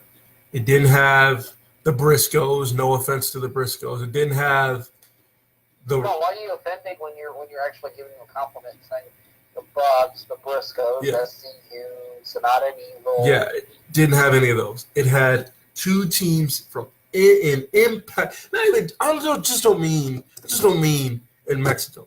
In Impact Wrestling. Impact Wrestling, a show that is a promotion that is had its fair share of problems over the past couple of years. But if all three of us are completely honest with ourselves, and if you're listening and you're completely honest with yourself, it is put this last 2 years, 18 and 19, have been some of the best years of Impact Wrestling you've ever seen. I mean, can all three of us agree? Since the Broken Universe, it has. So, And even in the Broken Universe, that was all you had to really. Outside of the Broken Universe, what else is going on? well, It was everything that involved them became cool. well, I was going to say this. I was going to put it like this. That, there was nothing else. Well, here's the thing. I did some research. I did some looking, and outside of the Broken Universe, there was. I will give you some of the things that were going on outside the Broken Universe. Aside from that, you had Eddie Edwards fighting for the world title against Bobby Lashley. In fact, that was going on. That was going on during Tag Team Apocalypto. They were at the Hardy compound just trying to kill each other on Matt Hardy's property. I remember that. Now you say it. There was that. You had EC3 and Drew McIntyre or Drew Galloway going back and forth. You had Ali. Well, no, actually, no, it was pretty. Yeah. Ali was introduced. This is before she became what she is now. She was introduced as Maria Kanellis. Maria Kanellis had her first lady of professional wrestling gimmick with Mike Bennett. Braxton Sutter was doing his thing. Laurel Van Ness before she went crazy. Jade, aka Mia Yim. Gail Kim was still wrestling. Like there was. These are just some of the things. And then in that span, you've had but my point is, it's been a crazy couple of years for Impact Wrestling.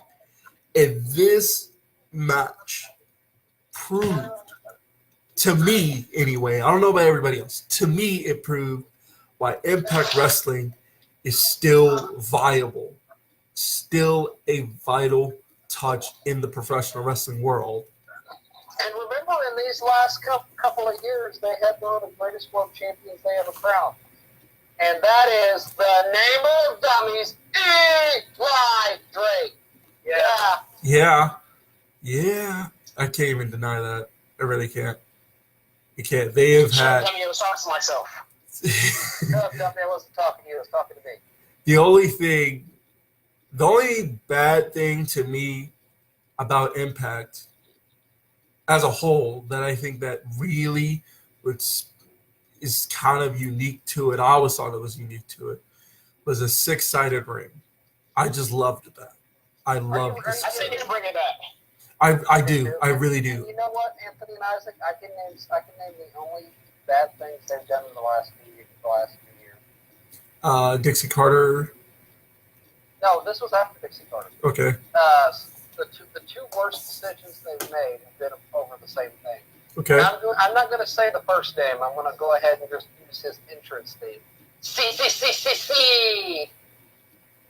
That's the first terrible decision they've made. Is that Alberto?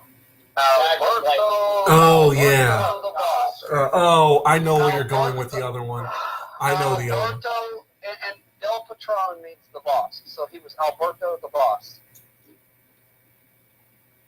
I know who the other one is. And the second worst decision that I'm almost to the third one because I still think it's terrible. Is the third one? The second one is Austin Aries as world champion. Yeah, that was pretty bad. Especially just coming right back into Impact, like the first day. That made absolutely no sense. Like, Here, you just got there and just took the title out. You Drake and quit. yeah. Here's the other thing about that too. The ego. You could sense the ego. Here's where I kind of sense Austin Aries was kind of had ego. I knew he had ego. I did. I knew that he had some kind of ego to him. When he lost the title to Pentagon, it was Pentagon versus Phoenix versus Austin Aries. Austin Aries went in as champion. He lost the title to Pentagon. A week later, he wins it back. A week later, he won it back. You know, it was 3 weeks later because Pentagon defended the title once against somebody else, Kane, in a great match, and then like a week after that, he fought Aries. And won it back. And Austin won it back. And then what really got me was what he did at Bound for Glory. Bound for Glory. That was like, okay. And speaking of bad decisions, I said the first two tie into each other because they really made a lot of world title horrible decisions. Mm-hmm. Like, I don't have a problem with Johnny Impact. I think that was a good choice. But another horrible decision is also tied to Austin Aries. Is this hot damn moose money heel turn that makes zero sense. For all the good stories they're putting out, let them think of a good reason to turn to heel. And he's still doing this shit, and it is terrible. Like, Moose was great as a face. I never liked Moose. A lot of people do, though. There's actually, for the 400,000 people that watch fucking, or the 40,000 people that watch Impact, probably about 20,000 of them love Facebook. I really saw him, and I saw him cut like when he was feuding with Eli Drake.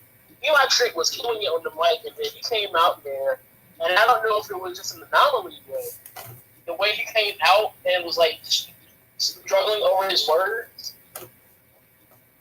I won't what the heck. No. If anything, Why is Sami Callihan dressed like Pentagon? oh, you're watching. Are you watching their match, their tag team match against LAX at House of Glory? Yes. I think there's your answer. Because Sami Callihan is a dick. That's flat out. His gimmick is he's supposed to be a dick. But he's teaming with him, though. Oh, then I can answer that easily. Because of the fact that Sami Callihan is just trying to do... I mean, these two tried to kill each other. They did. You gotta remember, like... Who didn't see Slammiversary? Who did not see Slammiversary? We saw railroad spikes come into play, Anthony. By the way, speaking of... Oh, go ahead. Sami Callihan is playing up to this. I'm surprised the baseball bat hasn't been playing well. I don't know if Sami Callihan pushed JD because he called him Sami Zayn. I remember that. No, I remember that. I saw that video. I was like, poor JD. It's like, all you did was like watch his name and he got bad. Here's the other interesting thing about that is that it's so weird because Sami and Austin are in a Twitter war right now. I'm pretty sure Austin won convincingly. I mean, not Austin. Sami won convincingly, easily. It wasn't even close. It wasn't even close. So they're still in the Twitter war. They've been in a Twitter war for the better part of like 3 weeks. Yeah, and most of it's because Austin thinks it's ridiculous that he got himself that Sami Callihan was voted Impact Wrestler of the Year, which I mean, but he is. I know he earned that. He earned it. He's the reason why a lot of people are starting to really watch Impact more because if it were not for his accident with Eddie Edwards. Oh yeah. I don't think I would be watching Impact right now. I'm sorry. You and me are really in the same boat because I saw that and then I'm like, okay. And then I found out. Then I saw like where it was leading him. And then one of the moments I still have saved in my favorite videos on YouTube is when their unsanctioned fight in the woods between Eddie and Sami, where Eddie almost killed Sami. Like, well, I know he wasn't really going to kill him. And I've said this 1,000 times, and Anthony, and I've told Isaac this, but you'll have to, if you haven't seen that, you've got to say it. I said the evolution after that of Eddie Edwards, like even now, if you watch Impact, what Eddie Edwards is doing as champion and was not great. But what he's done since he lost everything in turn, this turn for Eddie Edwards is what Dean Ambrose should have been. It's not like you can even ask Isaac, even aside from the Jungle Brawl and all that.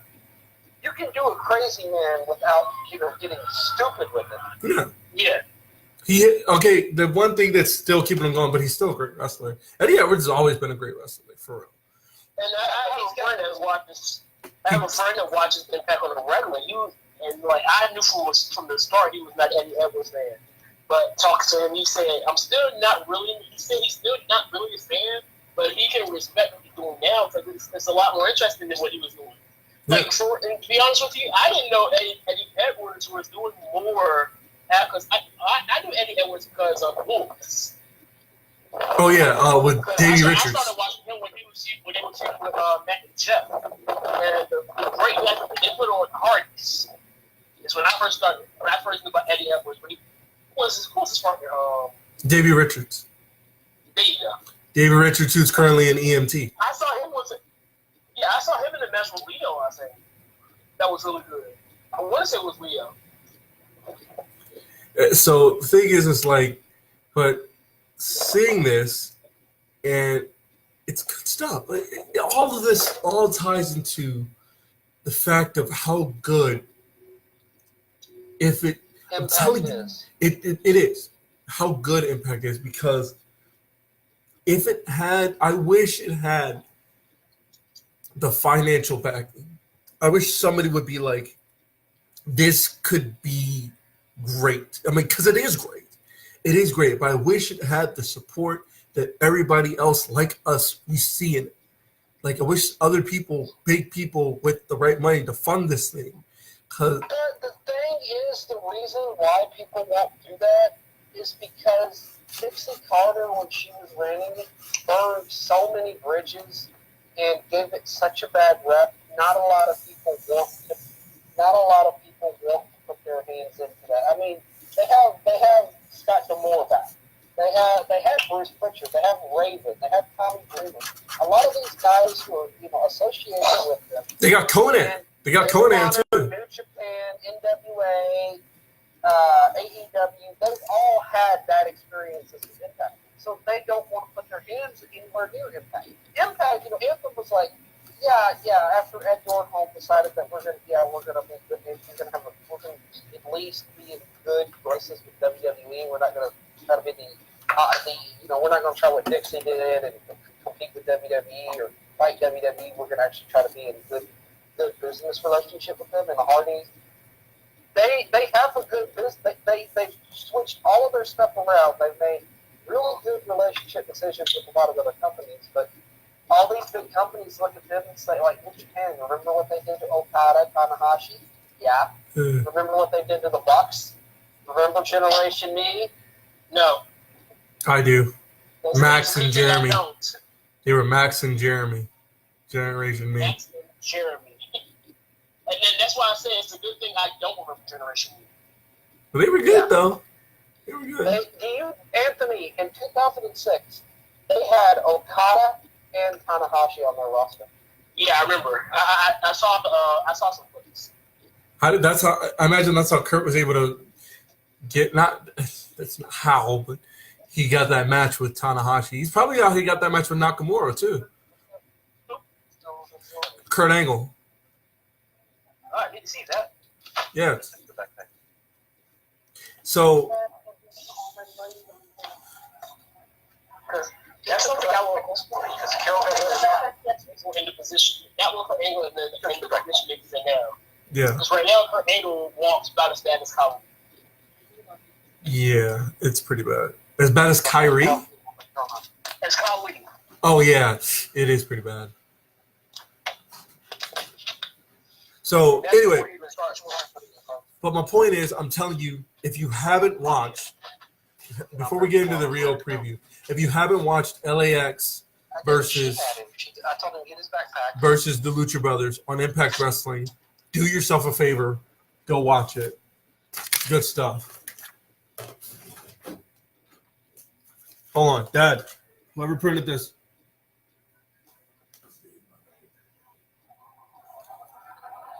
Okay, guys, I gotta go. Okay, All right, we got this. I gotta cut over. Y'all are closing out soon. Anyway. Yeah. It's been like almost an hour and a half. Yeah, so if you haven't watched this match, do yourself a favor. Go watch it. Anyway, so tonight, it is Uncaged. Guess who that's named after? Brian Cage. Oh, yeah, named after Brian Cage. So after Homecoming, Brian Cage was furious and he wanted a rematch against Johnny Impact for the title. So he got it. And Killer Cross got a shot after he put Johnny Impact to sleep. Then Moose pinned Johnny Impact in a tag match. And so now it's a fatal 4-way. Moose. That's right, I did the hand motion when I said Moose. Don't judge me. Moose versus Killer Cross versus Brian Cage versus Johnny Impact. Main event, fatal 4-way, Impact World Title. My pick is Killer Cross. Show tonight? Yes, that's the main event tonight. Oh, snap. I'm definitely going to be watching it. And it's on Twitch. That's where I watch Impact now, only on Twitch. So, if I could stream Twitch to my double Roku, that would be love. do you have SmartView? Like, can you project your phone onto the TV? I have an iPhone, so I don't know if I have that. I have a Roku. I have a Roku TV. Well, if you can get Twitch on there, you might be set. So, I'm going to check and see. anyway, so that's that, and then, so I'm telling you, I'm picking Killer Cross because recently, after watching a lot of his stuff, Killer Cross to me is like, I think of him as like Bray Wyatt. Now, let me clarify. He is a better version of Bray Wyatt, although he's not trying to be Bray Wyatt. My point is, I say he's like Bray Wyatt because when I listen to Bray Wyatt, when I see Bray Wyatt, whenever Bray Wyatt cut a promo, I stop what I'm doing and I'm listening. And I listen to whatever he says because I know how good his promos are, save for the last couples, but still. Now, that's how I feel with Killer Cross. That's how I feel with Killer Cross. When I listen to Killer Cross, not only is he a great wrestler, he's a fantastic wrestler, but when he cuts promos, I have to stop what I'm doing and listen to what he has to say because I know it's going to be something just scary, awesome, mostly scary. So there's that. I would hope a guy whose name is Killer is scary. Yeah. So here are the matches tonight. All Ego Ethan Page is going one-on-one with Willie Mack. You remember Willie Mack, a.k.a. The Mack from Lucha Underground. Then the next match is the Impact Wrestling World Cup. Team AAA versus Team Impact. Team AAA is Psycho Clown, Aerostar from he was in Lucha Underground. El Hijo del Vikingo. I like this guy. I like this kid. He's good. And then Puma King. It's not just a graduated Prince Puma. It's not. It's somebody totally different. But yeah, that's Team 1. And here's Team Impact. This is a weird team. This is a very weird team. Team Impact is Eli Drake, Eddie Edwards, Falaba, and Sami Callihan. Falaba, oh Lord. No, listen to the other three. Sami Callihan, Eddie Edwards. Eddie Edwards and Sami Callihan are going to be on the same team. Oh gosh. And then Element. Eli Drake. Eli Drake and Eddie Edwards who are feuding at the moment. Well, not feuding. But the thing is, Eli Drake is trying to get Eddie Edwards. Since the turn, Eddie Edwards has been he's been doing this whole lunatic gimmick. He even got put in an insane asylum for a while. So he's been trying to, where he met Raven, actually, as a matter of fact. So he's been trying to, Eli Drake has been trying to get Eddie to go back to the classic Eddie, like tights Eddie, like the Eddie Edwards that won him the world title. that won the world title from Bobby Lashley. The Eddie Edwards that had that great match in Pro Wrestling Noah with Naomichi Marufuji. Do you watch that match, by the way? No, I haven't yet. Oh, you need to. Eddie Edwards, Naomichi Marufuji. Great watch. And then that's the Eddie Edwards he wants. The Eddie Edwards that killed it in Ring of Honor. That's the Eddie Edwards he wants. So that's where that's going. Then Tessa Blanchard, who I love, and for some reason Rion has an issue with her chin. Don't know why. Weird. And, her chin is kind of weird, but I still love Tessa. For real, she's only 23. She's younger than us, bro. You know people are younger than us that are wrestling now? No. Picture this. Do you know how many wrestlers that are younger than us that are killing it right now? Yeah, did you not see my smooth tip that I had last year? Yeah. Tessa. Just about every single one of them are younger than me. Yes. 25. Yeah. And I'm 24, and I'm like, I still like sitting here wondering, what am I doing with my life, bro? Seeing all these people, like for real. So Tessa Blanchard and Ty Valkyrie are going 1-on-1 in a knockout for the Knockouts Championship in a street fight. Yeah, should be good. My money's on Tessa. I think, my money's on Tessa.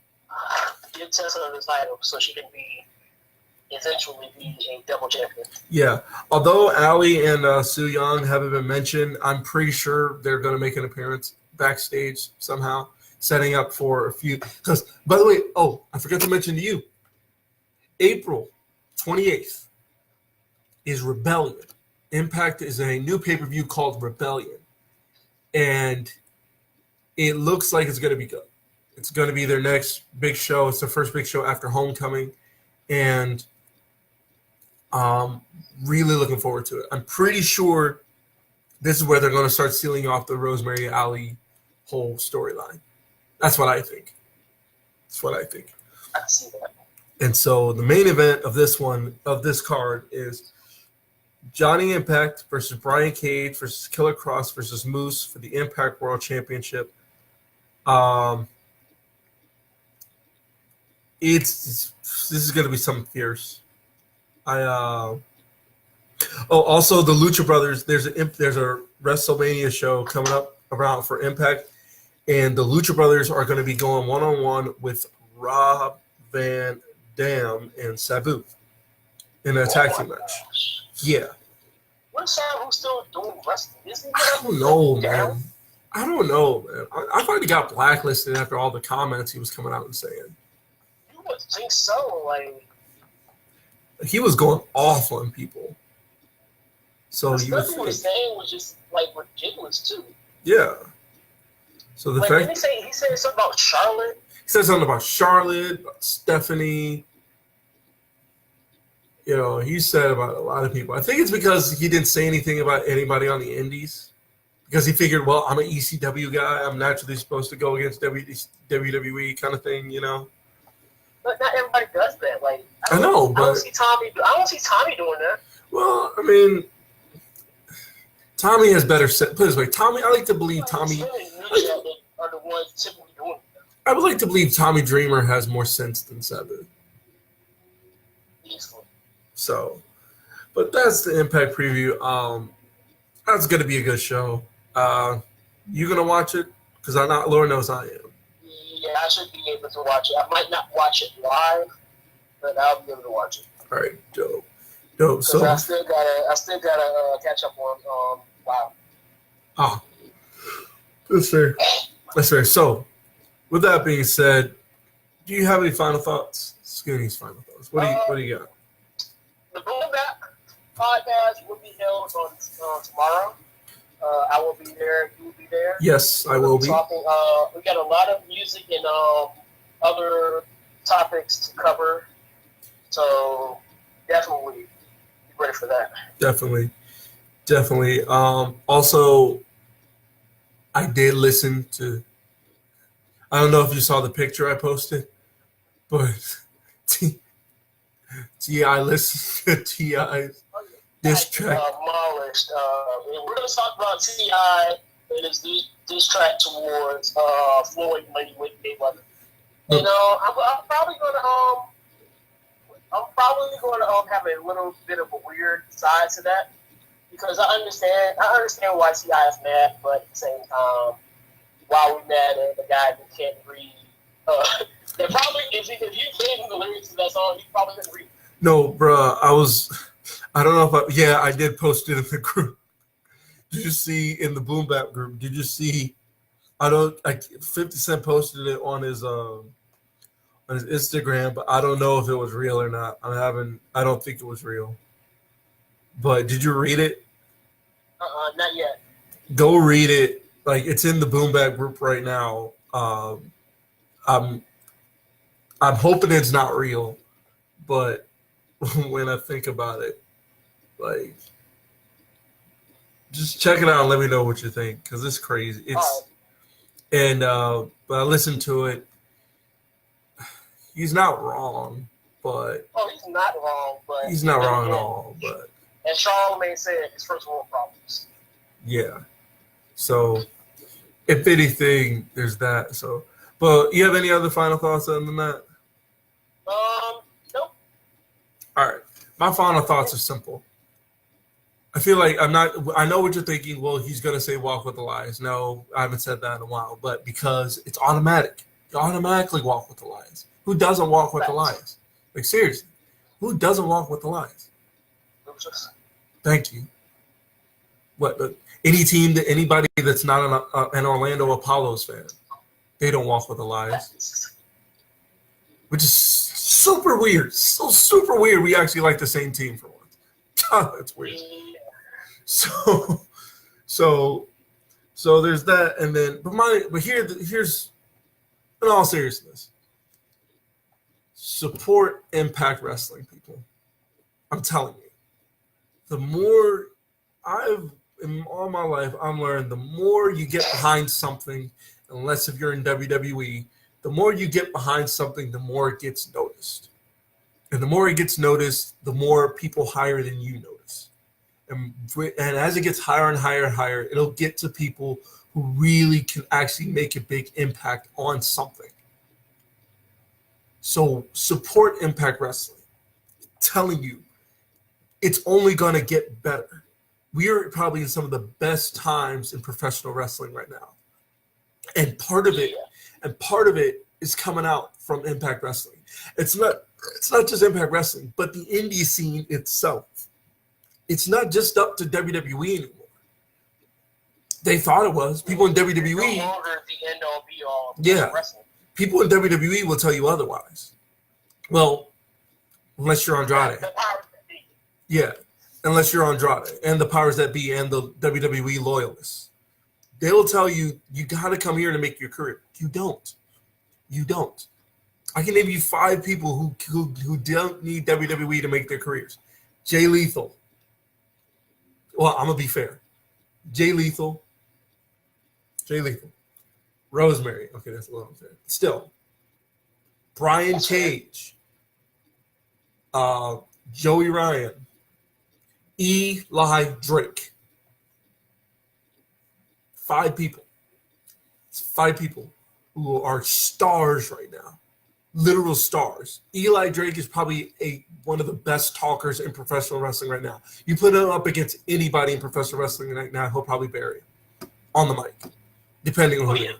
You know what I mean? But that's how good it is. I think could really stand toe to toe with Paul Heyman. Exactly.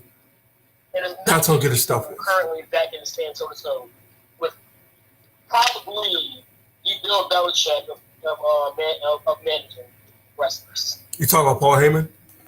Yeah. As much as I don't, I compare him to Bill Belichick. He's a likable Bill Belichick because every time Paul Heyman cuts a promo, regardless when he's standing to that wall of brainlessness, whenever this Bill Belichick is standing next to Rob Gronkowski, which says go like Brock charge, suplex, F5, Right. Yeah.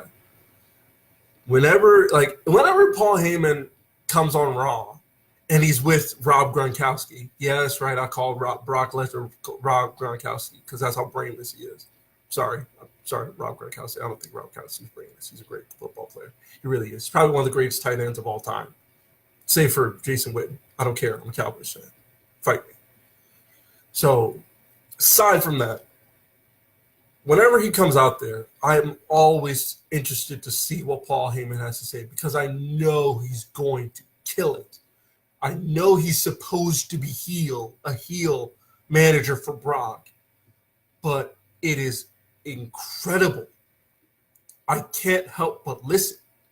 My favorite intro of him is when he introduced Brock at SummerSlam and he kept screaming the word defending. Defend. And I am the advocate for the reigning. Fighting out of Suplex City is the reigning, defending, undisputed Universal Heavyweight Champion Brock Lesnar. I was like, Obama. I said every single time he said go wrong. I just force habit saying Obama.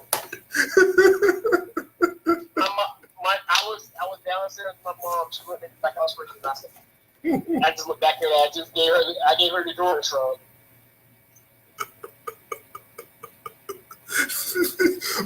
He does say it like that though. I'm like Obama.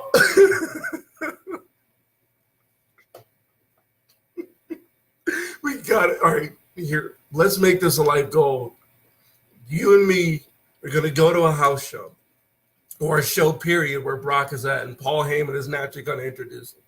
And when he says that, when he says Barack, we together are gonna instinctively yell as loud as we can so somebody can hear us, Obama, and see the reaction we're getting. Oh yeah, it's just gonna be hilarious. We are gonna. I'm putting that on the That's list. how I am. I like being able to go to shows and say something. Yeah. And people just laugh. I'm like, I like to have fun. Like when I went to the 205 Live show that I always talked about. If you hear the crowd, I'm just like yelling, and then they just start laughing. And then he tells me shut up, and it's like, oh my gosh. And the dude beside me, he's just like weak. Like the last live show appearance I had was in LA, and the dude in front of me, I was 6 rows back from the barricade. The dude, like 2 rows in front of me, during all the matches, he was giving like hilarious JR over exaggerated commentary, like JR would do, and it was killing me, just killing me. Like, and it was so funny. So I was with my buddy, and he was just looking at me, just dying, like just looking at me dying while I was listening to this dude dying. Everybody around us, we were just dying from this dude giving us commentary. Because, there's no commentary there at a live show. It's weird, but, you get to make your own fun. So, anyway, is that what I think it is in the group? Or is that just a rumor? It's a rumor. I don't think it's been confirmed yet. I don't like it. I'm not a fan. I don't like it. I don't like the first negative thing I have to say about it. Yeah, I don't. No, I don't. No, I don't. I don't want to talk about it because I don't like it. So I'm not a fan. No, I'm not. I don't like that. I really don't. Like you think it, I don't like that. I don't have much else to say. I don't like it. I don't like. If that was for the women, I think I could accept it more. But but if that is your big, no, you gotta do better than that. No, go back to the drawing board and let's try again. The only one place that could probably pass for that is Defiant Wrestling, because the Defiant Wrestling World Title is white. The strap is white, and it's got. I don't think it's the strap. The strap's not my issue. I know it's not. It's the plate. Y'all got to do better than that. I'm really hoping this is fan art. I hope it is, because I don't like that. I don't like that. I'm more maybe because I'm traditionally with a black strap guy, and maybe I'm traditional because my favorite design is it's actually the Attitude Era belt. I like that belt. That is probably my favorite belt to look at. Yeah. It's aesthetically pleasing. Not just because it's round, but it's got the eagle in the middle. Either that belt or the big gold belt. I don't think anybody can get over the original Goldie. Yeah, I said it. The original Goldie. So, yeah. Anyway, but support Impact Wrestling. We're going to get out of here. Anthony, thanks, Donna. Thank you, Donna, for being on the show. I know you left already. And thanks for being on the show. I can't wait to be on that other show tomorrow. We're gonna cipher through why Floyd Mayweather got buried by T.I., although we all know why he got buried by T.I. We're gonna go forward with that. It's probably going to be a controversial show. Yeah. Just because of that entire topic of why. So I know it's going to be a lot of controversial topics in there. So be ready for a little bit of controversy. Yeah, and there's I enjoy controversy because I actually want to see. I want people to tell people about it because I want people to who don't agree with the situation. I want to see why. Yeah. Because I'm all about. We don't have to agree on everything, but at the end of the day, in the midst of our disagreements, I want to be able to say I respect your opinion. I don't think it's right, but at the end of the day, I respect you because I know you stand strongly on what you say. Right. I imagine we're going to also talk about the Grammys, right? Yeah. All right, we're going to talk about the Grammys, the T.I. diss track. I got to put off my girl. All right, fair. Shout out to Cardi. Fair enough. Well, we'll talk about that tomorrow. Until then, Yeah. thank you for joining us, people. I'm telling you, tonight is an Impact Wrestling you don't want to miss. Nobody wants to miss it. You're gonna regret it if you miss it. Not for me, but yourself. Do it for yourself. All right, everybody. Y'all have a good night. Anthony, I'll see you. Actually, I'll see you later for. You gonna do predictions? I might not be up there. Okay, fair enough. All right. Well, I'm going to my sister. So. all right. Until then, see you. All right. Peace, everybody.